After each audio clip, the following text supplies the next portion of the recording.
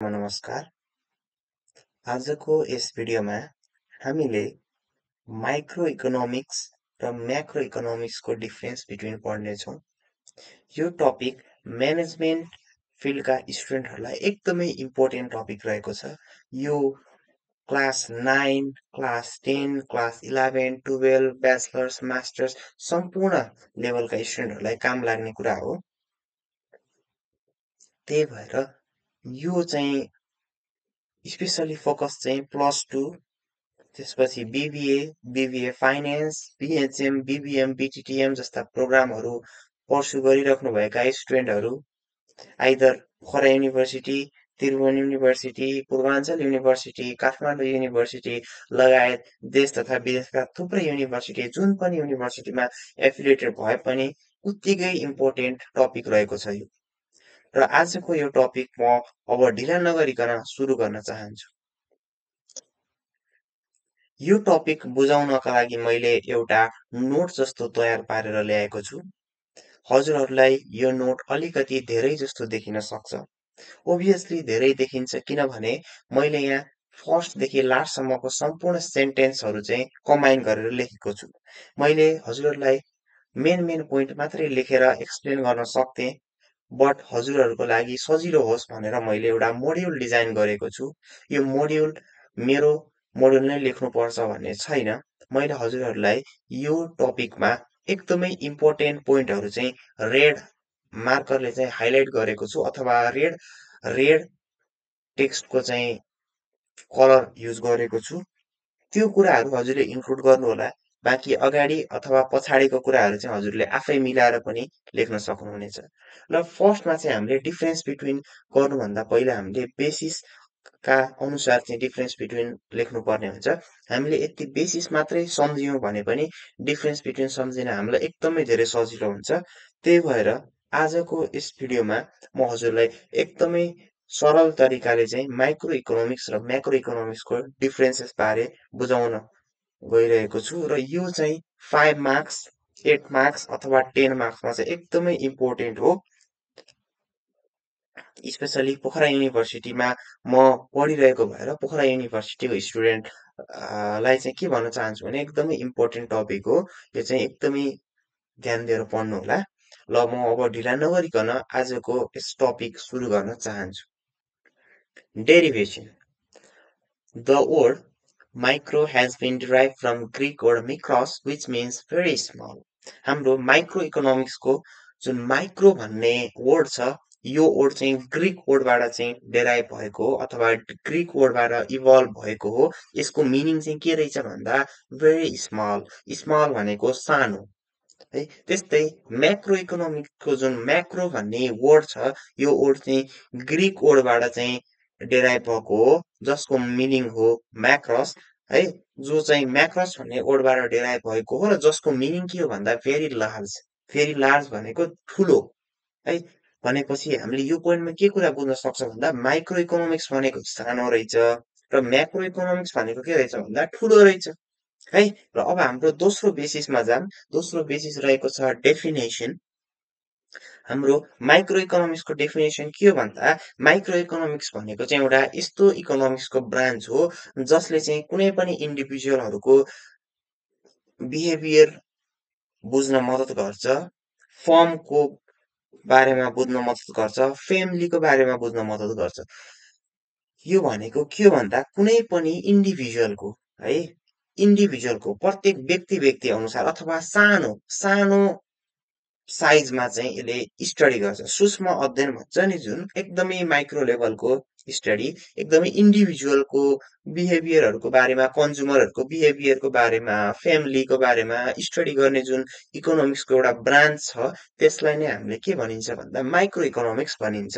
र macro economics भनेको के रहेछ भन्दा the branch of economics that studies the behaviour of whole economy in an aggregate manner is known as macro economics है। Macro economics भनेको चाहिँ के रहेछ भन्दा कुनै पनि इकोनोमीलाई चाहिँ एज अ होलमा स्टडी गर्नु है। एज अ होलमा स्टडी गर्नुलाई नै के भनिन्छ भन्दा हामीले म्याक्रो इकोनोमिक्स भनिन्छ एग्रिगेट म्यानरमा है।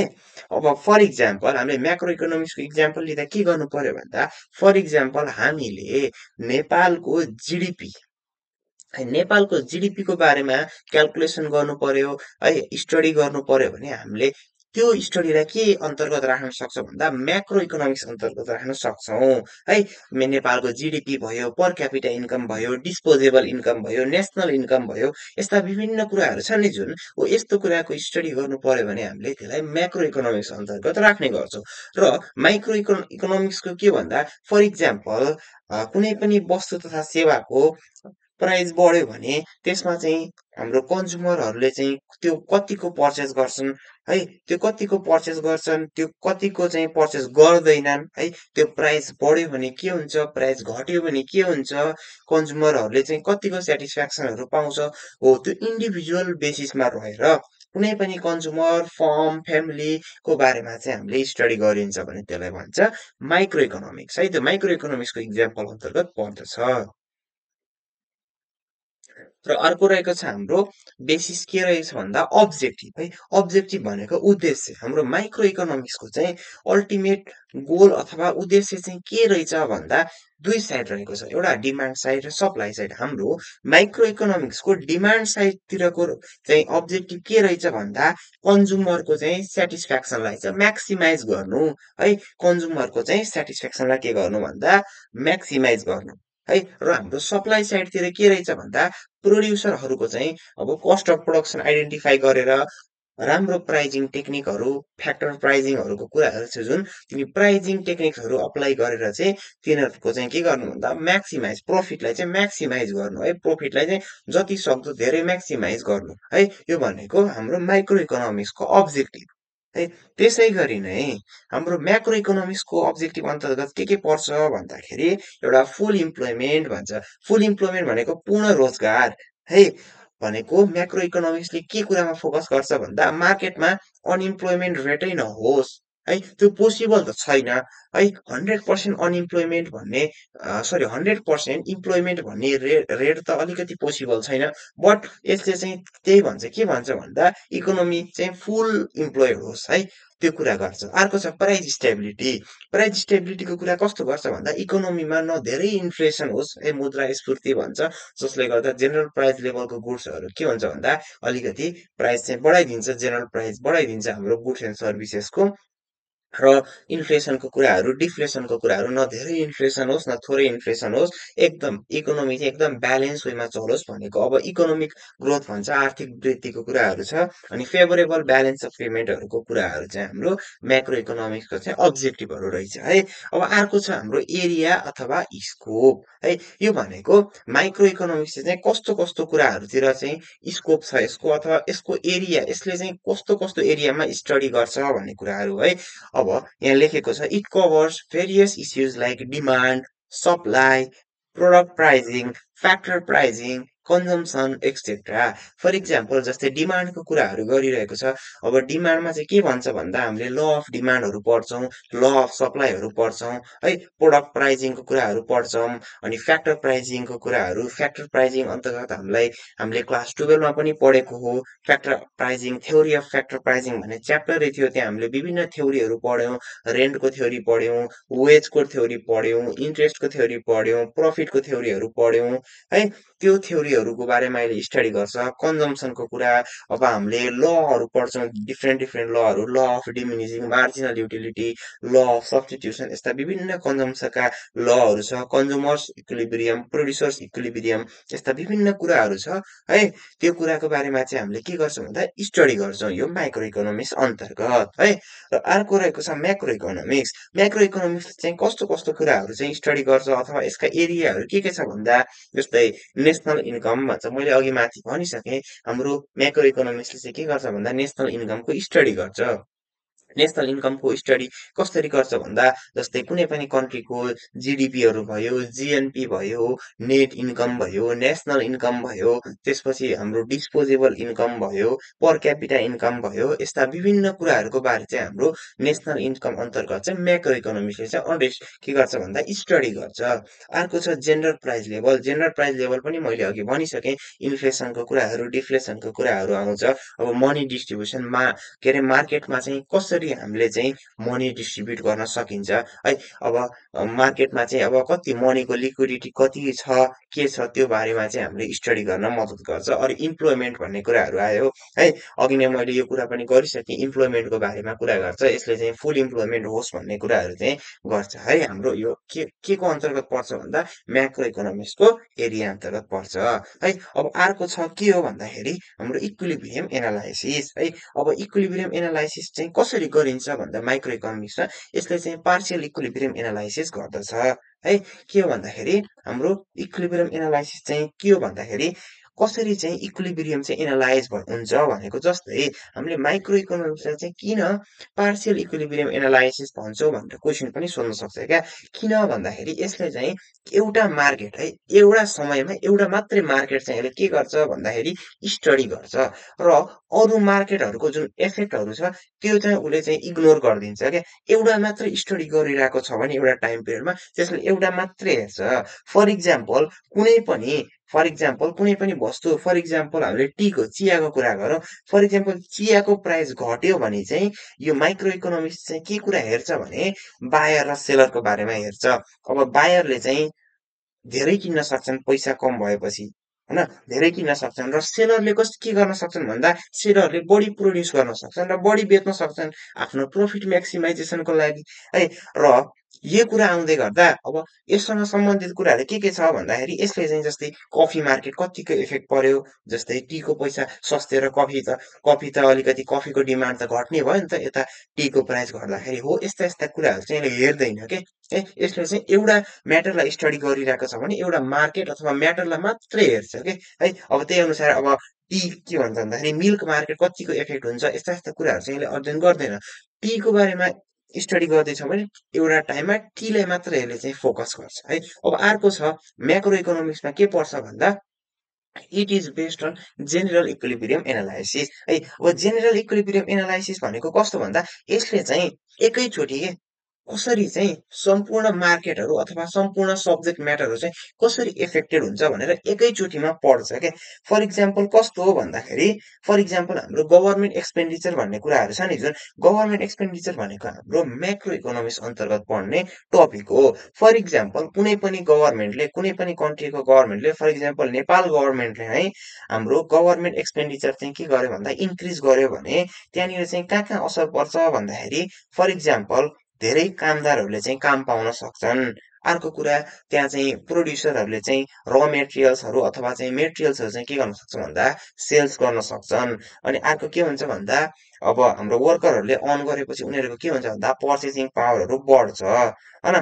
त्यस्तो कुराहरूसँग के हुन्छ भन्दाखेरि सबै मार्केटहरू छ नि एकअर्कासँग लिङ्क छ के है, एकअर्कासँग लिङ्क छ। जसले गर्दा के गर्यो भन्दा वर्करहरूलाई एफेक्ट गर्यो, एउटा फर्महरूलाई एफेक्ट गर्यो, एउटा हाउस होल्डलाई एफेक्ट गर्यो। हाउस होल्डलाई कसरी एफेक्ट गर्यो, धेरै इन्कम आयो हो नि त। जब वर्करहरू काममा लाग्छन् तब हाउस होल्डलाई त एफेक्ट गर्यो नि, धेरै इन्कम आयो। जब धेरै इन्कम आउँछ तब उनीहरूले धेरै खर्च गर्छन् है। अर्को कुरा प्राइसको कुराहरू असर गर्छ, इन्ट्रेस्ट रेटका कुराहरूमा गर्छ। त्यही भएर चाहिँ यसलाई के भनेको भन्दा जेनरल इक्विलिब्रियम एनालाइसिस भनेको है। र अर्को छ मोडल र इमोडल, हाम्रो बेसिस रहेको छ। मोडल भनेको कस्तो भन्दा मोडल भनेको एउटा यस्तो चिज जसको चाहिँ लिमिटेड लाइफ हुन्छ क्या है, जस्तो जो चाहिँ मर्नका लागि आएको हुन्छ अथवा जसको लाइफ चाहिँ लिमिटेड हुन्छ। Micro economics deals with individual and individuals are model है। हाम्रो माइक्रो इकोनोमिक्सले के गर्छ भन्दा हामीले डेफिनेसनमा भनिसक्यौँ, यसले चाहिँ एउटा इन्डिभिजुअलसँग चाहिँ के गर्छ भन्दा डिल गर्छ है। र इन्डिभिजुअल भनेको के भन्दा सर्टेन लाइफ पिरियड लिएर आएको हुन्छ नि त इन्डिभिजुअलले त हो। त्यही भएर चाहिँ इन्डिभिजुअल भनेको मोडल हो है। भनेपछि micro economics studies about model भन्न पनि मिल्यो है। र अर्को छ macro economics. Macro economics deal with society and society are immortal है। म्याक्रो इकोनोमिक्सले चाहिँ के गर्छ भन्दा समाजको बारेमा अध्ययन गर्छ। समाज, सोसाइटी, कम्युनिटी है, होल नेसन एग्रिगेट म्यानरमा चाहिँ स्टडी गर्छ। र जुन चाहिँ के हो भन्दा इमोर्टल हो, जसको चाहिँ मृत्युको लिमिटेड टाइम छैन, जो चाहिँ लङ लाइफ बाँच्न सक्छ विदाउट एनी डेथ भन्नाले उसको डेथ हुँदैन भनेर बुझ्न सकियो है। ल अब अर्को रहेको छ यो स्लाइडमा चाहिँ अलिकति थोरै सानो जस्तो देखियो होला, अगाडिको चाहिँ अलिकति ठुलो देखेको थियो। त्यही पनि आत्तिनु पर्दैन, हजुरहरूले चाहिँ मजाले मैले हाइलाइट गरेको पोइन्टहरू हेर्नुभयो भने चाहिँ मजाले लेख्न सक्नुहुन्छ है। ल अब अर्को बेसिस रहेको छ पोइन्ट अफ इक्विलिब्रियम है। अब हाम्रो इक्विलिब्रियम चाहिँ माइक्रो इकोनोमिक्समा कसरी डिटरमाइन हुन्छ भन्दा इक्विलिब्रियम चाहिँ डिमान्ड र सप्लाईको इन्टरेक्सनले जुन पोइन्टमा हाम्रो डिमान्ड र सप्लाई चाहिँ मिट हुन्छ त्यो पोइन्टमा के हुन्छ भन्दा माइक्रो इकोनोमिक्सको इक्विलिब्रियम पोइन्ट चाहिँ डिटरमाइन हुन्छ है। र अर्को म्याक्रो इकोनोमिक्स छ जुन म्याक्रो इकोनोमिक्सको चाहिँ इक्विलिब्रियम पोइन्ट चाहिँ कहाँनिर डिटरमाइन हुन्छ भन्दाखेरि एग्रिगेट सप्लाई र एग्रिगेट डिमान्ड जहाँनिर मिट हुन्छ त्यहीँनिर गएर चाहिँ हाम्रो म्याक्रो इकोनोमिक्सको चाहिँ इक्विलिब्रियम पोइन्ट डिटरमाइन हुन्छ। यो एकदम सजिलो छ।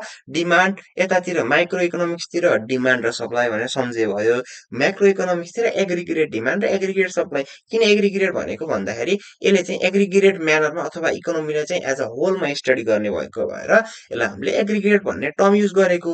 र अर्को बेसिस रहेको छ अल्सो कल्ड है, भनेको माइक्रो इकोनोमिक्सलाई चाहिँ हामीले के भनिन्छ भन्दा प्राइस थ्योरी भनिन्छ र म्याक्रो इकोनोमिक्सलाई हामीले के भनिन्छ भन्दा इन्कम थ्योरी भनिन्छ। ल अब लास्टको रहेको छ हाम्रो एनालाइज भन्ने बेसिस है। ल it does not analyse present day problems like inflation, poverty, unemployment etcetera. यो भनेको के हो भन्दा माइक्रो इकोनोमिक्सले चाहिँ अहिलेको जुन वर्तमान समयका समस्याहरूलाई चाहिँ यसले एनालाइज गर्दैन। जस्तै इन्फ्लेसन मुद्रास्फीति, पोभर्टी भनेको गरिबी, अनइम्प्लोइमेन्ट भनेको बेरोजगारी, यस्ता जुन समस्याहरू छ अहिलेको जुन प्रेजेन्ट कन्टेक्स्टमा यो कुराहरूलाई चाहिँ यसले एनालाइज गर्दैन। तर म्याक्रो इकोनोमिक्सले चाहिँ के गर्छ भन्दा अहिलेको जुन समस्या छ जल्दो बल्दो यो मुद्रास्फीतिका कुराहरू, यो बेरोजगारीका कुराहरू अनि पोभर्टीका कुराहरू है, इकोनोमिक ग्रोथका कुराहरू, यस्ता जुन प्रेजेन्ट डे प्रेजेन्ट सिचुएसनमा आइरहेका इकोनोमिक प्रब्लमहरू छ त्यसलाई चाहिँ के गर्छ भन्दा यसले एनालाइज गर्छ र यसले क्विक सोलुसन पनि दिन्छ है। त्यो प्रब्लमहरूलाई चाहिँ कसरी कोप गर्ने, कसरी ट्याकल गर्ने भन्ने बारेमा चाहिँ यसले समस्याको समाधान पनि दिने गर्दछ है। यही नै हो आजको क्लासमा चाहिँ हामीले पढेको है, माइक्रो इकोनोमिक्स र म्याक्रो इकोनोमिक्सको चाहिँ डिफरेन्स बिट्विन। आई होप हजुरहरूले बुझ्नुभयो होला। आजको भिडियोमा यति नै। फेरि पनि हजुरहरूको साथ यसरी नै इकोनोमिक्सको इम्पोर्टेन्ट टपिकहरू लिएर सरल तथा सहज तरिकाले बुझाउने गरी म उपस्थित हुने नै छु। त्यतिन्जेलसम्मका लागि मलाई पनि बिदा दिनुहोस्।